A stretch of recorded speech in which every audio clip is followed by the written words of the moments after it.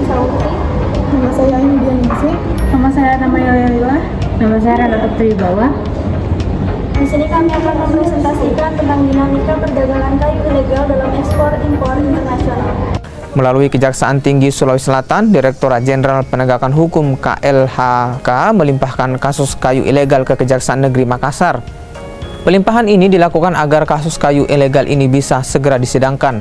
Pada kesempatan kali ini, saya akan memaparkan latar belakang dari studi kasus dinamika perdagangan kayu ilegal dalam ekspor-impor internasional. Perdagangan kayu ilegal merupakan kejahatan lintas negara yang memiliki dampak luas terhadap lingkungan, ekonomi, dan sosial.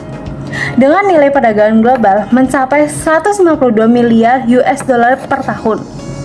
Aktivitas ini menyebabkan deportasi, kerusakan ekosistem, ancaman bagi masyarakat adat, dan kerusakan dan ekonomi negara. Jaringan perdagangan ilegal memanfaatkan celah regulasi dan lemahnya pengawasan, melibatkan pemalsuan dokumen, pencampuran kayu legal dan ilegal, serta penggunaan perusahaan cangkang. Negara-negara seperti Brazil, Indonesia, dan Republik Demokratik Kongo menjadi pemasok utama. Sementara Amerika Serikat, Uni Eropa, dan Tiongkok menjadi tujuan utama. Permintaan global yang tinggi dan regulasi yang lemah menjadi faktor pendorong utama.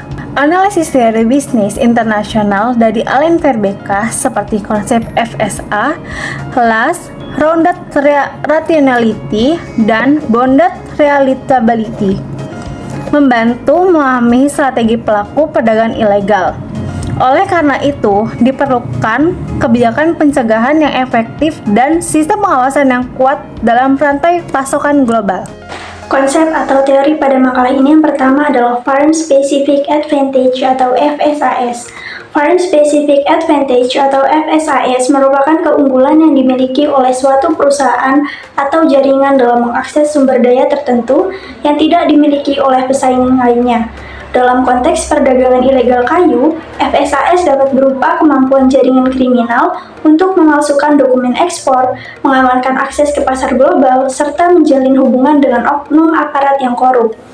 Hal ini memungkinkan kayu ilegal tetap bisa masuk ke rantai pasok internasional meskipun ada regulasi yang mengatur perdagangan kayu. Sebagai contoh, kasus peredaran 57 kontainer kayu ilegal dari Papua yang berhasil dikirim ke Pelabuhan Tanjung Perak, Surabaya pada tahun 2022. Hal itu menunjukkan bagaimana pelaku memanfaatkan kelemahan sistem untuk menyamarkan transaksi ilegal mereka. Lalu yang kedua adalah Location Advantage atau LAS. Location Advantage atau LAS merujuk pada keuntungan yang diperoleh dari lokasi geografis tertentu yang mendukung kegiatan perdagangan, baik legal maupun ilegal. Dalam kasus perdagangan kayu ilegal, pelaku memanfaatkan lokasi hutan tropis yang kaya akan sumber daya kayu, serta kedekatan dengan jalur pelabuhan atau perbatasan yang pengawasannya lemah. Misalnya Indonesia, yang memiliki hutan tropis yang luas dan menjadi salah satu pemasok utama kayu tropis di pasar global. Namun, lemahnya pengawasan di beberapa wilayah membuat pembalakan liar dan perdagangan kayu ilegal sulit dikendalikan. Selain itu, akses langsung ke negara-negara pengimpor seperti Tiongkok dan Jepang juga menjadi faktor yang membuat perdagangan kayu ilegal semakin marak. Lalu yang ketiga adalah Bounded Rationality dan Bounded Reliability. Konsep ini menjelaskan bagaimana keterbatasan informasi dan keandalan dalam menerapkan aturan internasional dapat dimanfaatkan oleh pelaku perdagangan ilegal. Banyak negara tujuan impor kayu tidak memiliki sistem verifikasi yang kuat untuk memastikan legalitas kayu yang masuk, sehingga kayu ilegal tetap bisa beredar di pasar global. Contohnya dalam kasus penyeludupan kayu ilegal dari Papua, pelaku menggunakan dokumen manipulatif yang secara administratif terlihat sah meskipun kayu tersebut berasal dari pembalakan liar. Dengan memahami konsep ini, strategi pencegahan yang lebih efektif dapat dirancang untuk menutup celah yang dimanfaatkan oleh jaringan perdagangan kayu ilegal. Mekanisme perdagangan ilegal kayu dalam ekspor-impor internasional. perdagangan ilegal kayu dalam ekspor-impor internasional memanfaatkan celah dalam sistem perdagangan global yang kompleks. Dengan 15-30% kayu di pasar global berasal dari sumber ilegal, pelaku menggunakan jalur legal untuk menyamarkan asal kayu ilegal melalui pencucian kayu dan pemalsuan dokumen, seperti kasus penyelundupan kayu merbau ilegal dari Papua pada tahun 2022. Berdasarkan teori firm Specific Advantage, jaringan ilegal ini memanfaatkan keunggulan seperti akses distribusi global, kemampuan memalsukan dokumen, dan koneksi dengan pihak berwenang.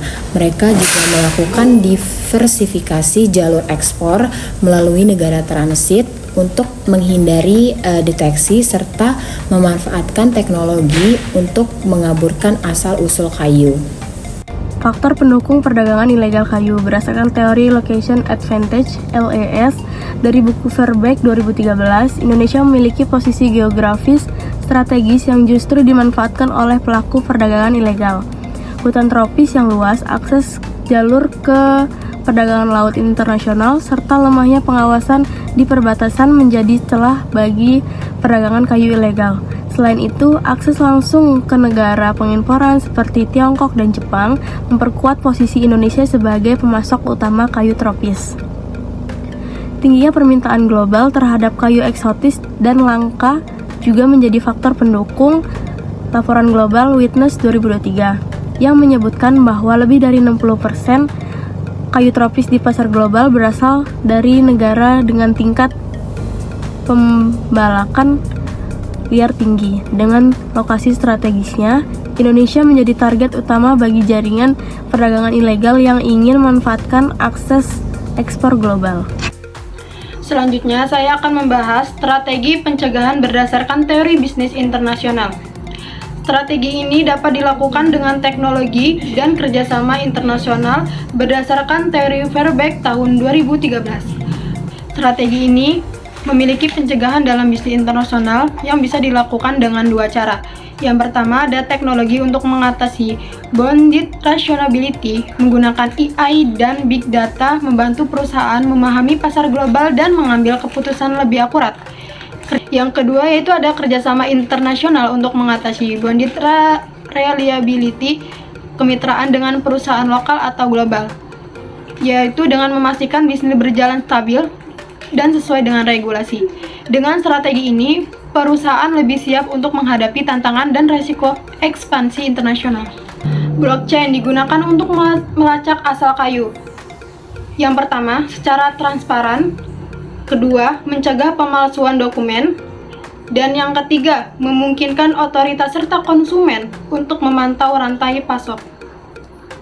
Peningkatan kapasitas aparat hukum untuk mendeteksi manipulasi, termasuk pembentukan satuan tugas lintas negara dan pertukaran data ekspor maupun impor. Adapun penerapan dari sertifikasi kayu legal, yang pertama ada FEC, yaitu lebih fokus pada pengelolaan hutan berkelanjutan secara global. Yang kedua ada SVLK, yaitu memastikan legalitas kayu khususnya di Indonesia.